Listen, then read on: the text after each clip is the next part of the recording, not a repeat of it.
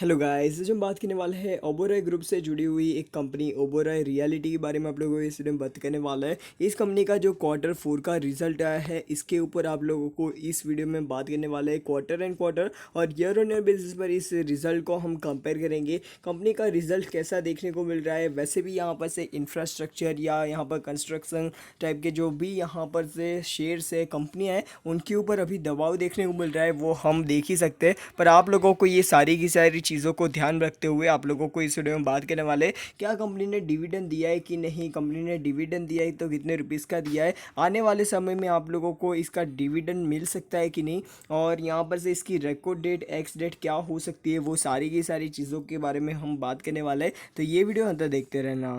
तो यहाँ पर से आप लोगों को 14 को आप लोगों को ओबेरॉय रियलिटी की बात करें तो यहाँ पर वो 14 को इसका रिज़ल्ट आ चुका है। और यहाँ पर सबसे पहले की पेज की बात करें, पहले पेज में यहाँ पर से डेट और टाइम बताई गई है कि कब ये बोर्ड मीटिंग स्टार्ट हुई थी, बोर्ड ऑफ डायरेक्टर्स की। तो यहाँ पर आप लोगों को ये बोर्ड मीटिंग तो अभी ख़त्म हो चुकी है, इसका रिजल्ट भी आ चुका है। पहले पेज में कोई भी प्रकार का डिविडेंड का अनाउंसमेंट नहीं देखने को मिल रहा है। अभी आगे देखते हैं हमें आप लोगों को देखने को मिलता है कि नहीं इसका डिविडेंड का अनाउंसमेंट। उससे पहले इसका जो रिजल्ट है वो कैसा देखने को मिल रहा है। तो ये देखो, यहाँ पर सारी की सारी जो अमाउंट्स है वो लैक्स में है। हम बात करेंगे ओबेरॉय रियलिटीज़ की, और इसके साथ साथ हम क्वार्टर एंड क्वार्टर और ईयर ऑन ईयर बेसिस पर इस रिजल्ट को कंपेयर करेंगे। तो सबसे पहले इनकम की बात कर लेते हैं। तो revenue from operation other income को जोड़कर यहाँ पर आप लोगों को टोटल इनकम कंपनी की बन जाती है 18,087 लैक्स की, जो यहाँ पर से मतलब क्वार्टर एंड क्वार्टर तो गिरावट देखने को मिल रही है, पर पिछले साल सेम क्वार्टर को कंपेयर करें इस साल के सेम क्वार्टर से,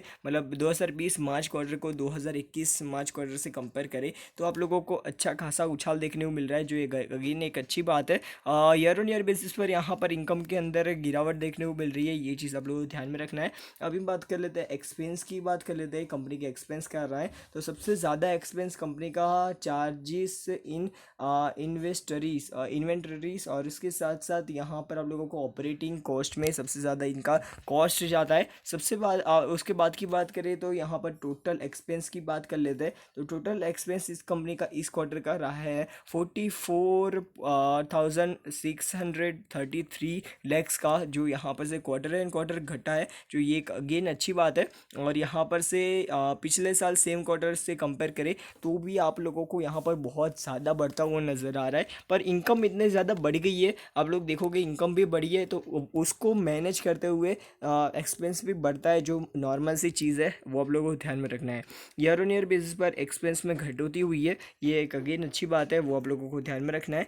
यहाँ पर आप लोगों को अभी हम बात कर लेते हैं कंपनी का प्रॉफिट, नेट प्रॉफिट की बात कर लेते हैं। यहाँ पर सारा का सारा नेट प्रॉफिट सारा काट कूट कर यहाँ पर टैक्स वैक्स देकर इस कंपनी का नेट प्रॉफिट हाथ में आ जाता है 28,685 रुपीज़, जो यहाँ पर आप लोग देखोगे तो क्वार्टर एंड क्वार्टर इंप्रूवमेंट देखने को मिल रही है। और ईयर ऑन ईयर बेसिस पर हम देखेंगे तो भी आप लोगों को अच्छी खासी इंप्रूवमेंट देखने को मिल रही है। तो यहाँ पर आप लोगों को ये क्यों इंप्रूवमेंट क्यों देखने को मिल रही है, उसकी एक वजह यहाँ पर आप लोग देख सकते हो। देखो यहाँ पर से जो डिफरेंट ये जो टैक्स है, डिफरेंटेड टैक्स, तो वो यहाँ पर 2,979 वो ऐड किया गया है। इतनी ज़्यादा अमाउंट लैक्स, इतना ज़्यादा 2,979 लैक्स ऐड किए गए हैं इसके जो मतलब नेट प्रॉफिट के अंदर। इसी की वजह से यहाँ पर से रिज़ल्ट थोड़ा ज़्यादा देखने को मिल रहा है, वरना तो यहाँ पर क्वार्टर एंड क्वार्टर गिरावट ही देखने को मिलती, और ईयर ऑन ईयर बेसिस पर आप लोगों को इसी की वजह से उछाल देखने को मिल रहा है, वरना तो इसका जो रिजल्ट है फ्लैट देखने को मिलता है। ठीक है, तो ये चीज़ आप लोगों को ध्यान में रखनी है। अभी हम बात कर लेते हैं टोटल कंप्रेहेंसिव इनकम के बारे में, बात कर लेते हैं फॉर पीरियोडिक ईयर। तो यहाँ पर आप लोगों को टोटल कंप्रेहेंसिव इनकम देखने को मिल जाती है 28,747 का इस लैक्स का, इस कंपनी का टोटल कंप्रेहेंसिव इनकम देखने को मिल जाता है, जो क्वार्टर एंड क्वार्टर यहाँ पर से बढ़ता हुआ नज़र आ रहा है। ठीक है, और ईयर ऑन ईयर बेसिस पर भी कंपनी का जो रिजल्ट है वो बढ़ता हुआ नज़र आ रहा है। अर्निंग पर शेयर की बात कर लेते हैं। तो अर्निंग पर शेयर इस क्वार्टर का 7.89 रुपीज़ का ये अर्निंग पर शेयर चल चल रहा है, और जो पिछले क्वार्टर के अंदर हम देखते हैं तो आप लोगों को 7.88 का चल रहा था, और पिछले साल सेम क्वार्टर के अंदर हम बात करें तो 6.9 चल रहा था। तो कंपनी ने इंप्रूवमेंट तो दिखा ही है क्वार्टर एंड क्वार्टर बेसिस पर और ईयर ऑन ईयर बेसिस पर, तो ये चीज़ आप लोग ध्यान में रखनी है। पर मेरे को ये जो अर्निंग पर शेयर है ना, वो एक्चुअल अर्निंग पर शेयर नहीं लग रहा है, इसमें थोड़ा बहुत चेंजेस लाकर इसको बढ़ाया गया है मेरे ख्याल से, ठीक है। तो ये मेरे को ये कंपनी वैसे भी ये इंफ्रास्ट्रक्चर वाली जो कंपनियां हैं वो मेरे को पर्सनली मैं बताऊँ तो उसके अंदर मैं इन्वेस्ट नहीं करता हूँ, और आप लोगों को जो रिजल्ट है वो बताना मेरा जिम्मेदारी था, इसलिए मैंने ये वीडियो बनाया हुआ है, तो ये आप लोगों को चीज़ बता देता हूँ, ठीक है। अभी हम बात कर लेते हैं कंपनी ने क्या डिविडेंड दिया है कि नहीं उसके बारे में। तो कंपनी ने यहाँ पर से कोई भी प्रकार का डिविडेंड की अनाउंसमेंट नहीं की है, और कोई भी यहाँ पर से ऐसी अनाउंसमेंट नहीं देखने को मिल रही है जिससे आप लोगों को शेयर होल्डर्स को फ़ायदा हो पाए। ये आप लोगों को मैं पहले ही बोला था और अभी भी बोल रहा हूँ, कंपनी बहुत ज़्यादा अभी स्ट्रगल सेगमेंट मतलब स्ट्रगल कर रही है, क्योंकि कोरोना वायरस के पेंडेमिक की टाइम इस ऐसे सेक्टर्स को बहुत ज़्यादा इफेक्ट पड़ा हुआ है, ठीक है।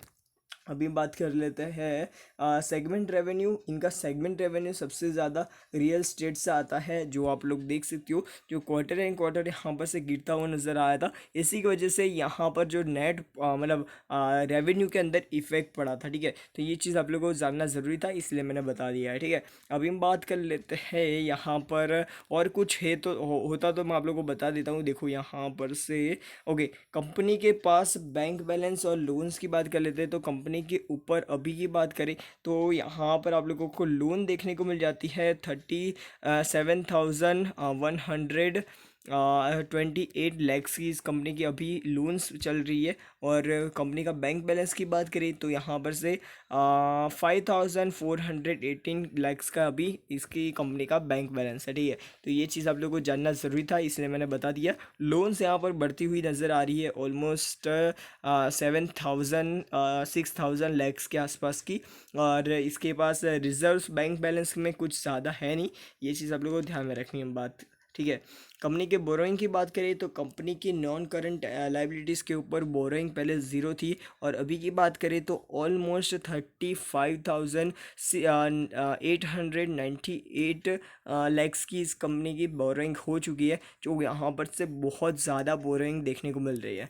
तो ये मेरे को पर्सनली बताऊँ तो इस कंपनी में बहुत ज़्यादा बुरा रिजल्ट देखने को मिल रहा है। रिजल्ट तो भाई इसमें मैनिपुलेट किया गया है मेरे ख्याल से। और उसके साथ साथ यहाँ पर हम बात करें करंट लाइबिलिटीज़ के ऊपर बोरोइंग, तो करंट लाइबिलिटीज़ के ऊपर भी बोरोइंग यहाँ पर बढ़ती हुई नज़र आ रही है। अभी की बात करें 2021 में मार्च क्वार्टर में इसकी बोरोइंग चल रही है 1,17,482 की, जो आप लोगों ने इस कंपनी के अंदर इन्वेस्ट करके रखा हुआ है। तो आप लोग थोड़ा सा चौकन्ना ना हो जाना, क्योंकि कंपनी के पास इसके पास प्रोविज़न फंड भी नहीं है। वो आप लोग देख सकते हो, ऑलमोस्ट 107 लैक्स का ही इस कंपनी पास प्रोविज़न है। तो ये चीज़ आप लोगों को ध्यान रखना है, ठीक है। तो आप लोगों को मैंने सारी की सारी जो चीज़ें बता दी है। अभी हम बात कर लेते हैं जो दूसरा रिजल्ट आप लोग बोल सकते हो स्टैंड अलोन रिजल्ट। तो स्टैंड अलोन रिजल्ट अभी क्वार्टर एंड क्वार्टर लैक्स में ये अमाउंट दी गई है, क्वार्टर एंड क्वार्टर और ईयर ऑन ईयर कंपेयर करेंगे। इसमें हम डायरेक्टली बात करने वाले हैं net profit for periodic year और टोटल कंप्रेहेंसिव इनकम के बारे में। तो net profit for periodic year इस कंपनी का बन जाता है 10,832 लैक्स का, जो यहाँ पर से क्वार्टर एंड क्वार्टर बहुत ज़्यादा गिरता हुआ नज़र आ रहा है। और पिछले साल सेम क्वार्टर से कंपेयर करें तो अच्छा खासा उछाल देखने को मिल रहा है, ऑलमोस्ट 100% से भी ज़्यादा का, ठीक है। तो ये चीज़ आप लोगों को ध्यान में रखनी है। ईयर ऑन ईयर बेसिस पर अच्छा खासा उछाल है net profit for periodic year में, जो एक अगेन अच्छी बात है। अभी हम बात कर लेते हैं टोटल कंप्रेहेंसिव इनकम के बारे में। टोटल कंप्रेहेंसिव इनकम बहुत ज़्यादा गिरती हुई नज़र आ रही है। पिछले साल सेम क्वार्टर से कंपेयर करें तो अच्छा खासा इंप्रूवमेंट है, और ईयर ऑन ईयर बेसिस पर अच्छा खासा इंप्रूवमेंट देखने को मिल रहा है। ईपीएस की बात कर लेते हैं, 2.98 का ईपीएस चल रहा है, जो पिछले क्वार्टर में 4.96 का था। और उससे पिछले क्वार्टर में मार्च क्वार्टर में हम बात करें 2020, तो वहाँ पर 1.29 रुपीज़ का इसका ईपीएस चल रहा था। और क्वार्टर एंड क्वार्टर इसके ईपीएस में 3 रुपीज़ का फ़र्क पड़ रहा है। तो ये चीज़ आप लोगों को ध्यान में रखनी है। अभी हम बात कर लेते हैं कंपनी का डायरेक्टली चार्ट पैटर्न। हम बात कर लेते हैं कंपनी का चार्ट पैटर्न कैसा चल रहा है।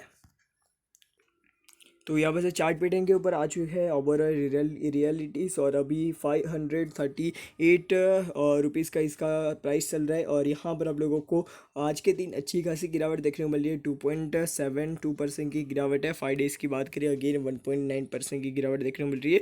1 मंथ में 3% के आसपास की गिरावट देखने को मिल रही है।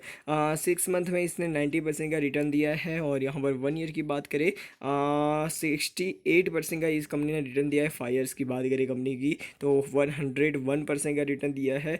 और मैक्सिमम चार्ट पैटर्न की बात करें 82% का रिटर्न दिया है। तो कंपनी का जो ये हम लोगों को जो रियलिटी सेक्टर में यहाँ पर आप लोग छोटे छोटे फ्लक्चुएशन आप लोग देख सकते हो, बहुत ही ज़्यादा, मतलब छोटे छोटे इतने ज़्यादा फ्लक्चुएशन है ना, वो आप लोग देख सकते हो डायरेक्टली। आप लोगों के हाँ हम आँख से देखोगे ना तो भी आप लोगों को पता चल जाएगा कि कितने ज़्यादा छोटे छोटे फ्लक्चुएशन होते रहते हैं ये सेक्टर के शेयर्स में। तो आप लोगों को ये सेक्टर्स में इन्वेस्ट करना है तो कर सकते हो, कोई दिक्कत है नहीं। पर आप लोगों को जो इससे ज़्यादा अच्छा सेक्टर और इससे ज़्यादा ग्रोथ अपॉर्चुनिटी वाले सेक्टर्स और शेयर्स अभी अवेलेबल है। तो ये चीज़ याद रखना, कोई भी शेयर के अंदर आप लोग ब्लाइंडली इन्वेस्ट मत करना। बाकी तो आपकी मर्ज़ी है यार, आपके पैसे हैं। मेरी जिम्मेदारी आप लोगों को सही रास्ता बताना, और उस रास्ते पर चलना है कि नहीं वो आपकी मर्ज़ी है, ठीक है। तो बस गुड बाय, फिर मिलते हैं नेक्स्ट डे में। Good bye.